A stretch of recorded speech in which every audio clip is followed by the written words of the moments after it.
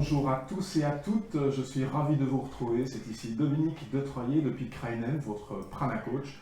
Et je suis content de vous retrouver à un moment où vous avez décidé de sortir la tête en dehors de l'eau, c'est-à-dire que vous avez décidé de consacrer un petit moment à vous, à votre développement personnel. Et aujourd'hui, j'ai le plaisir de vous accueillir avec Joep Pamen. Alors, je vais lui demander de se présenter dans un instant, mais sachez que Joep est une personne avec laquelle j'ai travaillé de longues années chez Fortis, à l'époque Général de Banque, et je voulais vous expliquer tout à l'heure la manière dont on s'est retrouvés. Mais avant, je voudrais te demander, Joep, de te présenter à ma communauté qui ne te connaît peut-être pas, ce que tu fais aujourd'hui.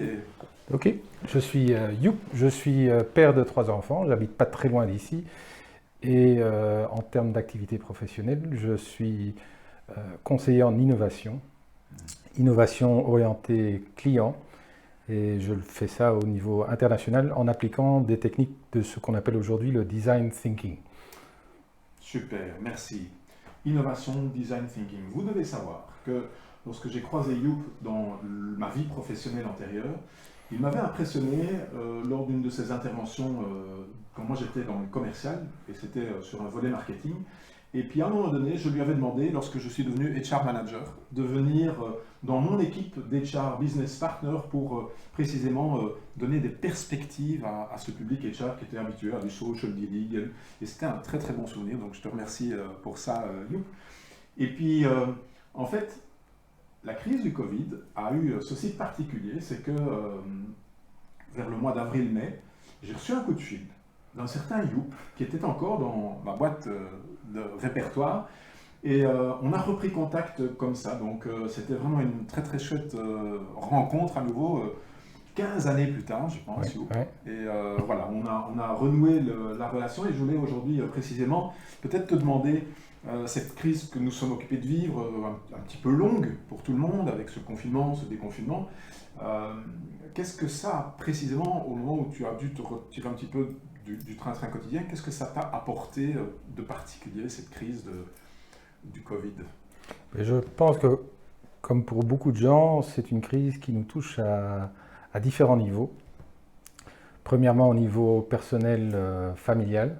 Ouais. Tout d'un coup, on s'est retrouvé à 5 dans une maison où on passait la majorité de notre temps on était très proches l'un de l'autre, et donc ça a été honnêtement, plutôt agréable. Ouais. On en a profité pour faire des choses qu'on ne faisait pas avant. Petite anecdote, on a, comme je pense d'autres personnes à un certain moment, on s'est dit, on va cuisiner un repas différent chaque jour. Et donc on a eu un dîner en commun chaque jour, et chaque fois différent. Et on a fait après la liste, je pense qu'on a mangé une centaine de plats différents jusqu'au 15, je pense qu'on a arrêté le 15 juin qui était un peu le déconfinement.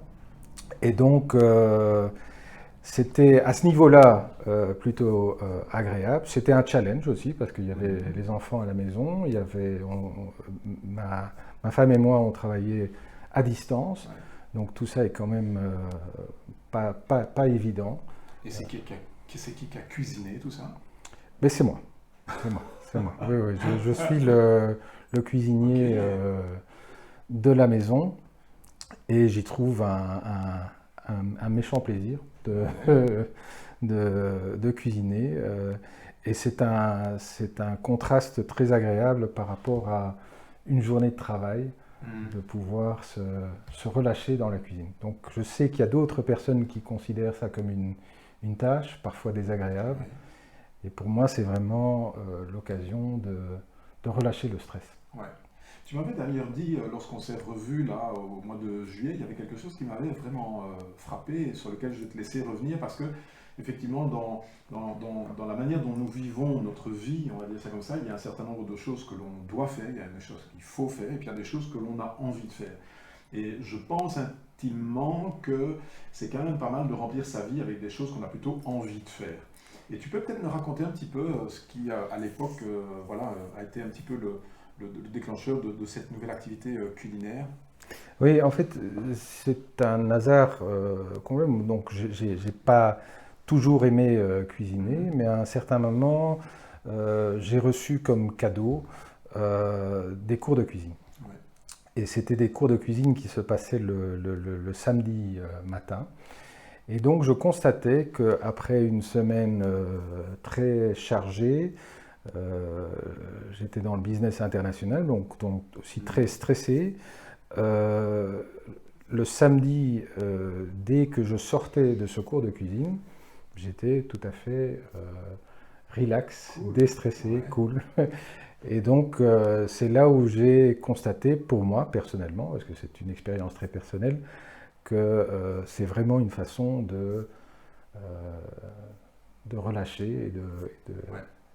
et de devenir zen. Ouais, ouais, très très bien. Et en fait, c'est souvent la distinction que l'on peut faire entre des activités voilà, que l'on fait un petit peu par habitude et puis d'autres activités où on ne voit pas le temps passer aussi. Oui. Euh, Oui, je pense que c'est par après, donc je me ouais. suis aussi posé la question, mais c'est quand même un peu étrange parce que c'est pas nécessairement comme si la cuisine me demande pas un effort. Mhm. D'ailleurs, je suis toujours à la recherche de nouvelles recettes et de nouveaux. Et donc, j'essaye de faire toujours mieux, toujours différent. Et donc, il y a un effort qui est Mhm. requis. Donc, c'est pas toujours très facile.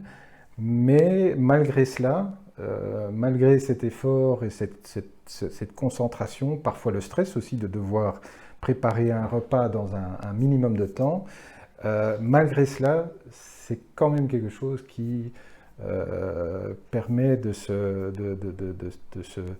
détendre et un peu de se perdre.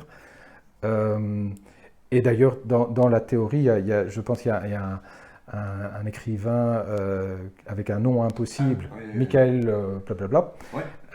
Il a écrit un bouquin justement sur cet état de flow. Flow. Mhm. Et Csikszentmihalyi. Voilà, Csikszentmihalyi. je suis admiratif De ma devant. mémoire. Je ne pourrais pas faire la même chose. Mais donc, une des choses qu'il dit, c'est qu'on trouve le bonheur pas nécessairement en ne faisant rien et être tout à fait oisif, mais que dans l'effort, Ouais. on peut retrouver ce bonheur. Et malgré les difficultés qu'on peut rencontrer, le simple fait de le faire et en même temps de créer quelque chose. Ouais. Je pense aussi que dans la cuisine, on cuisine toujours pour les autres. Donc on a toujours on est au service des autres et on a la satisfaction à un certain moment que les gens apprécient ce qu'on prépare. Et donc il y a l'expérience de cuisiner et puis il y a le plaisir de pouvoir partager. Ouais. C'était pour moi quand Yop a raconté cette expérience liée à ce confinement, c'était vraiment pour moi le bel exemple de deux choses dont vous savez auxquelles je suis particulièrement attaché. La première, c'est que tu viens de décrire bien ce qu'il y a de différence entre le stress positif et le stress négatif. Hein, donc Oui. je parle souvent de la pyramide du stress. Eh bien, lorsque tu es dans une activité de cuisine, tu l'as dit toi-même, il y a une petite tension. Tu veux faire bien, tu expérimentes des choses. C'est un peu stressant, mais qu'est-ce qu'on est bien. Oui. Et donc ça, c'est vraiment par opposition au stress négatif. Oui. Et puis la deuxième chose que tu nous as dit aussi, et je trouve ça vraiment très très chouette, c'est de pouvoir finalement allier à l'intérieur d'une vie des choses qui te nourrissent sans devoir se mettre dans la tête de forcément devoir changer complètement de carrière, parce que ça aussi c'est une sorte de Graal en disant je serai heureux le jour où. Oui. Oui. Et d'ailleurs, je pense que si j'aime beaucoup cuisiner, et je pense que je suis devenu relativement bon cuisinier, mais je pense que d'en faire mon activité professionnelle, ça détruirait justement cet effet-là. Ouais. Donc je suis très content de pouvoir le faire, et je pense, comme je te l'ai expliqué, on peut me réveiller à n'importe quelle heure de la nuit et je serai prêt à préparer un repas. Et d'ailleurs, quand j'y réfléchis, j'aime bien manger, mais je préfère encore cuisiner. Ah ouais. Donc c'est vraiment ça qui me donne plaisir. Mais devoir le faire pour des raisons professionnelles et puis plus pouvoir me focaliser simplement sur le plaisir de préparer quelque chose, on rentrerait dans un autre registre. Oui, tout à fait. Vraiment une notion intéressante que vous pouvez retenir, c'est quel que soit le moment dans votre vie où vous avez des choses que vous faites avec plaisir et où le temps passe à une vitesse, c'est là que vous allez recharger vos batteries, c'est là que vous allez pouvoir faire le reste de votre vie, qui est parfois constitué de choses différentes. Alors il y a une chose qui est certaine, Youp, je te rassure, je ne vais pas donner à toute ma communauté ton numéro de GSM, parce que quand tu as dit que tu es prêt à cuisiner à n'importe quelle heure, ça peut être dangereux. Merci Dominique. Oui, voilà, je ne le ferai pas. Par contre, ce qui serait peut-être chouette compte tenu de ton expérience à la fois professionnelle par rapport à ce design thinking, à cette innovation, et puis aussi à cette expérience plus personnelle que tu viens de dire, quel serait le conseil que tu voudrais donner à des gens qui, précisément, n'ont peut-être pas aujourd'hui l'énergie de tout chambouler dans leur monde, mais qui ont envie peut-être de retrouver du calme, de la sérénité, un certain équilibre? Qu'est-ce que tu aurais envie de leur donner comme conseil? Alors, je suis mal placé pour donner des conseils parce que ça donne un peu l'impression que je connais mieux certaines choses que d'autres personnes. Mais je pense qu'on travaille beaucoup avec des clients qui sont sur des trajectoires de changement, alors plutôt d'innovation, nouveaux produits, nouvelles approches dans le travail, etc. Et je pense que ce qu'on conseille quand même très souvent, c'est de démarrer quelque part. Donc déjà de rentrer dans l'action, même si c'est à petits pas, il vaut mieux agir que en permanence être en réflexion et de ne pas agir. Et puis ces petits pas permettent aussi un peu quelque part d'expérimenter et de ne pas avoir peur justement de l'expérimentation. C'est aussi un élément essentiel dans le design thinking. Et dans l'expérimentation, de rechercher un feedback. Donc on ressent soi-même un peu ce qui marche et ce qui marche moins bien, mais aussi on peut avoir du feedback d'autres personnes. Et je pense que ça, c'est, encore une fois, je n'ai pas de conseils à donner, mais je pense que c'est le genre de choses qu'on met en application avec nos clients et que je conseillerais aussi à d'autres. Ouais, excellent. Ça me fait penser à une phrase que j'aime bien, qui est Lao Tzu, connu, qui dit un voyage de 1000 km commence toujours par le premier pas. Oui. Et donc c'est cet engagement à démarrer quelque chose qui, je pense, est vraiment un beau conseil. Excellent. Parce que dans les entreprises, on voit beaucoup de gens qui ont été recrutés pour leur capacité analytique et donc qui sont merveilleux dans l'analyse des problèmes et qui pondent des rapports impressionnants.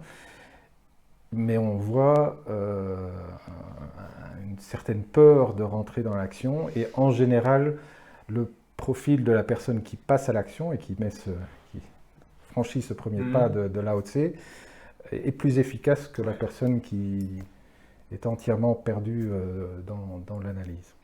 Il y a une autre question que je voulais te poser. Alors, peut-être que ce que je vais te demander, c'est est-ce qu'il y a dans ta cuisine, parce que c'est un endroit où tu aimes passer du temps, est-ce qu'il y a dans ta cuisine ou ailleurs, dans une autre pièce, ou peut-être dans ton cœur, une citation qui a beaucoup de sens à tes yeux et que tu voudrais partager?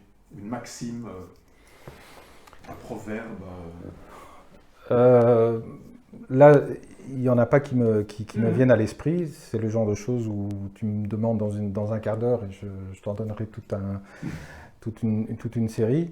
Mais je pense qu'il faut... dans mon métier, en fait, on est très fortement orienté client. Et c'est ce qu'on apporte à nos clients, c'est qu'ils aient cette réflexion, orientation client. Et donc nous, on est très orienté sur mieux comprendre les gens autour de nous et les gens qui utilisent nos services ou nos produits. Et je pense que la partie qui est très importante, c'est de jamais sous-estimer la partie émotionnelle. Ouais. Encore une fois, on aime bien l'analyse, on aime bien se présenter comme étant très rationnel, on aime bien comprendre les choses en tant qu'humain, mais il y a des limites à ce qu'on peut comprendre et donc de temps en temps il faut accepter que l'émotionnel joue un rôle extrêmement important. Je t'ai trouvé une citation. Ah, excellent. Mettre ton nom en dessous et ce sera « Vos émotions me touchent ». Oui. Oui. Voilà, excellent. En tout cas, un grand merci Youp pour avoir partagé ces quelques instants avec moi et avec ma communauté. J'ai envie de dire que sur base de ce que tu viens de me dire, je retiendrai un certain nombre de messages clés qui est la notion de flow écrite par Csikszentmihalyi est une notion qui est intéressante à creuser, et puis que vous pouvez très très bien trouver cet équilibre entre des activités qui vous ressourcent, qui vous font plaisir, et d'autres activités à côté. Un grand merci à toi, Youp. Avec grand plaisir. Merci à toi. Merci bien. Alors, je suis ravi de pouvoir vous laisser maintenant à vos activités suivantes. Et vous savez ce que je vous dis toujours, il ne va pas vous être possible de recommencer votre vie, mais vous pouvez faire de chaque jour, y compris d'aujourd'hui, le premier jour de votre nouvelle vie. Voilà. À très très bientôt les amis. Je vous retrouve bientôt. Salut. Je vous aime.